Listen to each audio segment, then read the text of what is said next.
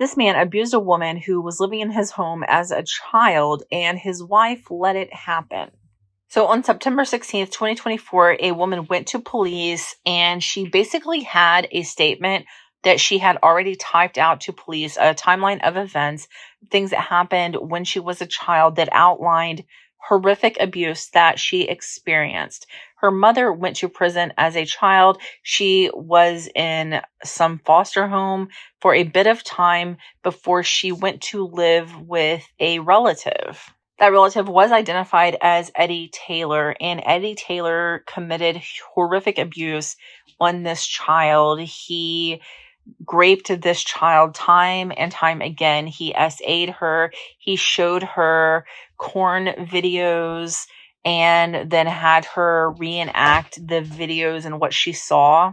He forced her to perform certain acts on him, and when he performed acts on her and she didn't react in a way that he thought she should, he would bite her.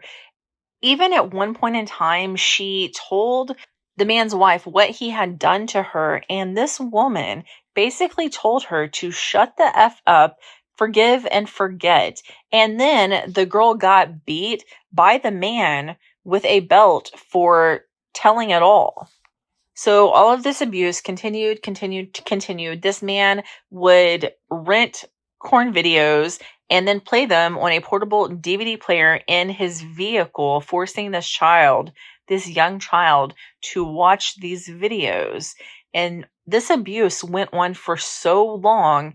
And then one day it just stopped. The girl never knew why it stopped, but the abuse stopped. Now this girl is moving on with her life, and as part of moving on with her life, she's getting married. She does not want Eddie Taylor walking her down the aisle, so she recorded a conversation between Eddie Taylor and Eddie Taylor's wife, Stephanie Taylor, and in that conversation, Eddie Taylor does admit that he did do the abuse that the girl claims.